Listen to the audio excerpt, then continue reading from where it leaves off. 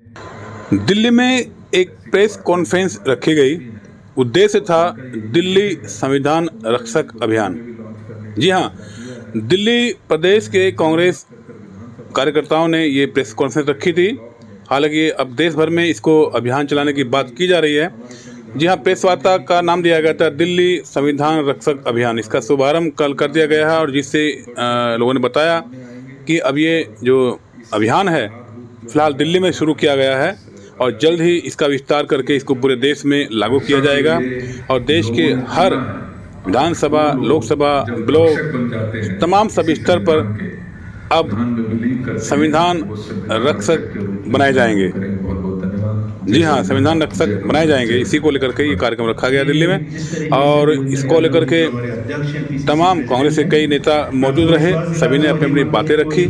इसी बीच हमने कांग्रेस के एक वरिष्ठ नेता से बात करते हुए जानना चाहा कि आखिर वो यहाँ क्यों आए हैं और इस कार्यक्रम का उद्देश्य क्या है। उन्होंने बताया, सर आज क्या एजेंडा था और किस एजेंडे पे आपने ये प्रेस कॉन्फ्रेंस करना है? देखिए, आज देश में जो लोगों ने भ्रांति बना रखी है, लोगों को भ्रमित कर रखा है कि संविधान, ये आरएसएस का जो एजेंडा है संविधान को ख़त्म करने का, इसीलिए आज एससी डिपार्टमेंट की तरफ से एआईसीसी के राष्ट्रीय अध्यक्ष श्री राजेश लिलोथिया जी की ओर से और दिल्ली कांग्रेस एससी डिपार्टमेंट की तरफ से आज संविधान रक्षक बनाने की आवश्यकता है। उसी कार्यक्रम में आज दिल्ली में प्रेस को बुलाया गया और दिल्ली की तरफ से मेन इसको लॉन्च किया गया है। तो ये सिर्फ दिल्ली में ही नहीं, पूरे भारत के अंदर हमने संविधान रक्षक की एक मुहिम चलाई है संविधान रक्षक बनाने की। वो संविधान रक्षक क्या काम करेगा? वो देश को, इस संविधान को, जो हमारा और आपका संविधान है, जो आरएसएस इस संविधान को ख़त्म कर देना चाहती है। पिछले चुनावों में उनका एजेंडा था कि 400 पार और संविधान ख़त्म। उसी को देखते हुए राष्ट्रीय अध्यक्ष राजेश लिलोथिया जी ने ये प्रण लिया और ये फैसला किया कि मैं भारत के हर स्टेट से, हर गांव से, हर छोटे छोटे कस्बों से संविधान रक्षक निकालेंगे, क्योंकि बाबा साहब के संविधान पर हर किसी की आस्था है। यही मुहिम के तहत हमने संविधान रक्षक लॉन्च किया है।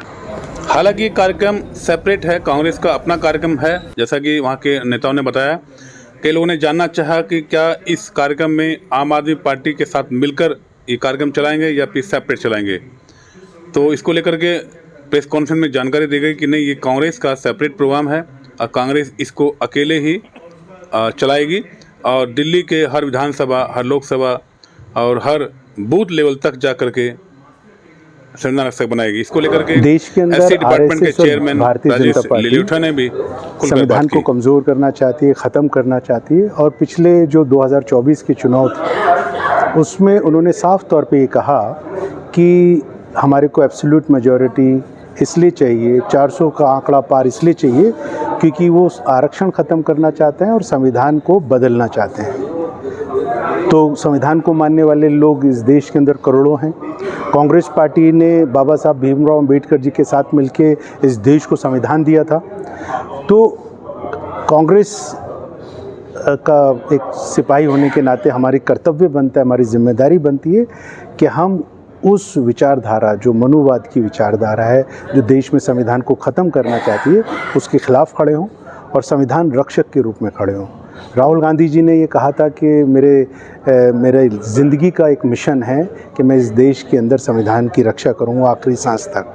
सर आप बीजेपी पर आरोप लगा रहे हैं, लेकिन मोदी जी ने तो कई बार संविधान को अपने माथे से लगाया था। देखिए, एक तरफ ये लोग जो है इतना मक्कारी से काम करते हैं कि एक तरफ तो सफाई कर्मचारियों के पांव धोते हैं और दूसरी तरफ हाथरस के अंदर एक नाबालिग बच्ची जो वाल्मीकि समाज की होती है, जब उसका रेप होता है, उसको रात के अंधेरे में प्रशासन जला देता है, तो उस वक्त के अंदर प्रशासन, सरकार वहाँ पर उनके साथ में खड़ी होती है। तो इन लोगों का कहनी, करनी और कथनी में, दोनों में फ़र्क है। उनके माथे से लगाने का मतलब ये है कि वो इसको पूरी तरीके से टारगेट करते हैं, ख़त्म करते हैं और कांग्रेस पार्टी उसकी रक्षा के लिए खड़ी रहती है। बीजेपी के कई सांसद बोल चुके हैं कि संविधान चेंज करेंगे, बदलाव करेंगे और अन्य कई संगठनों के लोगों ने इस बात को उठाया है। लेकिन प्रधानमंत्री की चुप्पी, इसका मतलब वो उनके साथ हैं, वो अपने लीडर्स के साथ में हैं कि संविधान को बदलना। उनके हर कदम आप देखिए, जिस तरीके से जो सरकारी संस्थानों को बेचा जा रहा है, जो PSUs को बेचा जा रहा है, वो उससे साफ जाहिर होता है कि वो संवैधानिक जो हमारे संस्थान हैं उनके ऊपर अगर कब्ज़ा कर लेंगे, वहाँ से जो आरक्षण है वो ख़त्म हो जाएगा, प्राइवेटाइजेशन हो जाएगा, तो देश के अंदर जो SC ST को संविधान से फ़ायदा मिलता है वो उसके ऊपर पूरी तरीके से उसका नुकसान होगा। तो राजीव जी, ये अभी ही इन बातों क्यों लेके आए? पिछले 2 साल से ये कैंपेन चल रहा है। और मैं आपको ये बता दूं कि पूरे देश के अंदर अगर कभी भी किसी भी पार्टी ने कोई बात कही है संविधान की रक्षा करने की, संविधान के रास्ते पे चलने की, तो कांग्रेस पार्टी है।